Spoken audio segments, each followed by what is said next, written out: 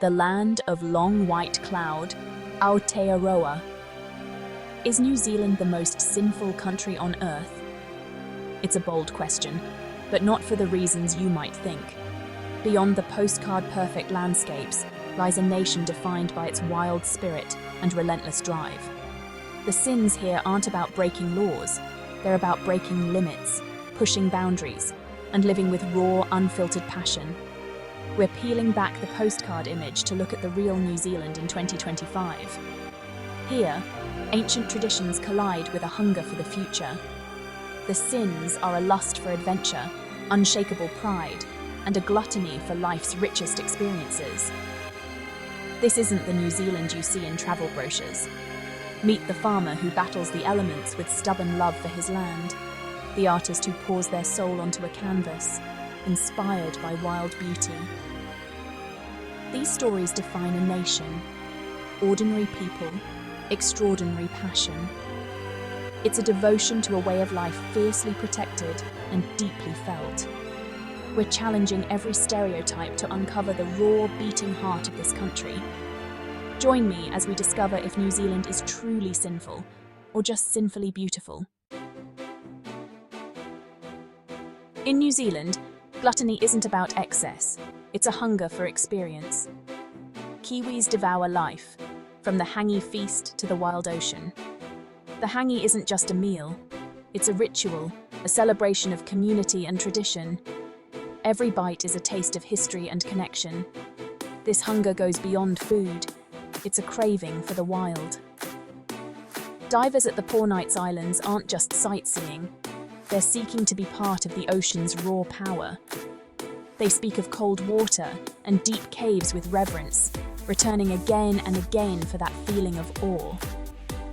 This isn't a hobby, it's a need to immerse in the wild. In Wellington, chefs forage for native ingredients, obsessed with creating unforgettable flavors. Their passion is art, driven by a relentless hunger for innovation. They're greedy for new tastes and new ways to tell their land's story. This appetite makes New Zealand exciting, never satisfied, always seeking more. Gluttony here is a profound love for life in all its forms. It's about tasting, feeling, and experiencing everything this country offers. It's the fuel that drives us to explore the unknown and live life to the fullest. Pride in New Zealand isn't arrogance, it's the nation's backbone. You see it in the eyes of an All Blacks player before the haka, a promise to honour their ancestors. The haka is a challenge, a story, and a declaration of identity. It's a raw display of power that unites a nation. This pride is woven into daily life. In Marlborough, winemakers once laughed at now produce world-class wine, driven by belief in their land.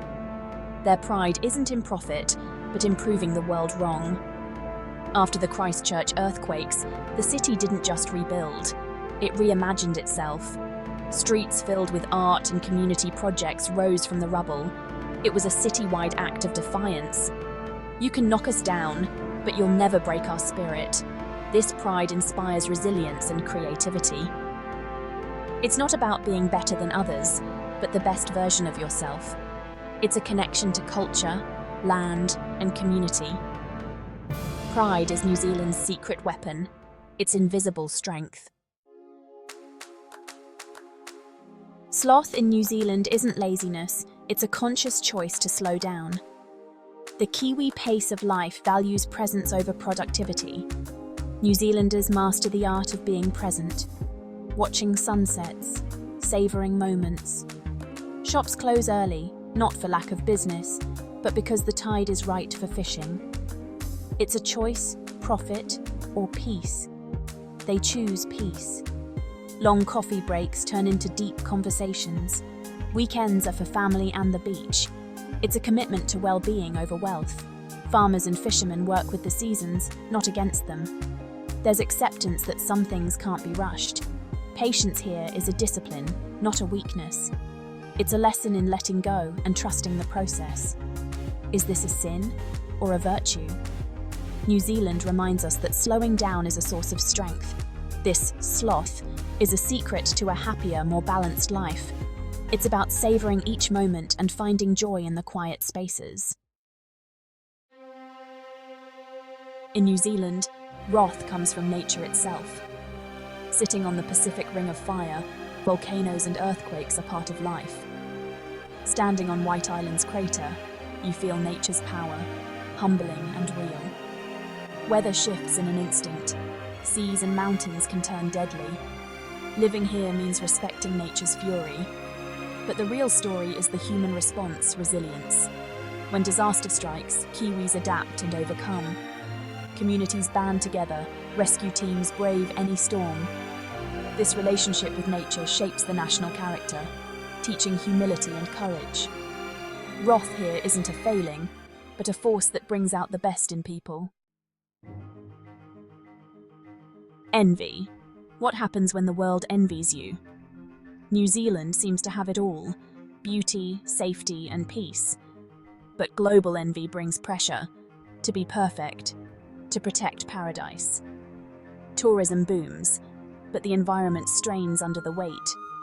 Kiwis fiercely protect their home, balancing sharing with preservation. Yet envy also breeds gratitude. New Zealanders appreciate the simple things: clean rivers, clear skies, safe communities. They don't take these for granted. They know their rarity. Gratitude fuels conservation and the Tiaki promise to care for the land. Envy becomes responsibility, a motivation to protect, not possess. The greatest treasures are the natural world and the freedom to enjoy it.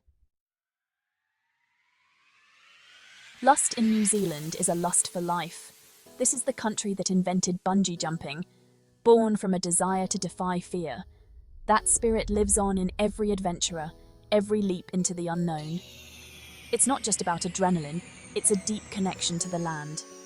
Hunting in the South Island is a spiritual pursuit, a primal passion for authenticity. There's a raw drive to experience life fully, to be part of the wild. The creative arts pulse with this same energy.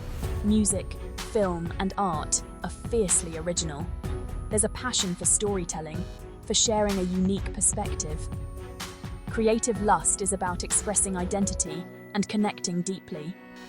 Lust is the engine of New Zealand's adventurous spirit.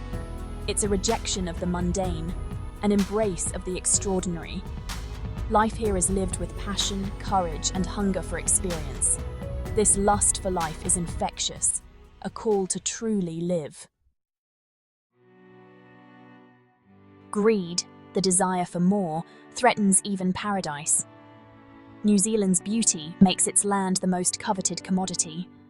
Soaring housing costs and development pressures reveal the dark side of envy.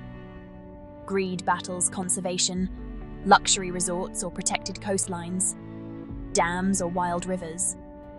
It's a struggle between profit and preserving the soul of the country. But the fight against greed is inspiring. Conservation groups and iwi stand as guardians, motivated by duty, not money. They fight for rivers, forests, and coastlines, reminding us some things are priceless. Even in paradise, you must fight for what you believe in. The value of a place isn't measured in dollars. The struggle against greed is a call to protect what we love. So, is New Zealand the most sinful country on earth? If sin means a gluttonous appetite for life, unbreakable pride, and a lust for adventure, then yes, gloriously so. These sins are New Zealand's greatest strengths. This journey has been an exploration of the human spirit, of courage, passion, and resilience. The stories here are about all of us, our potential to push limits and connect with nature. By supporting this project, you join a community that celebrates adventure and the human spirit. This journey has changed me, and it can change you too. Thank you.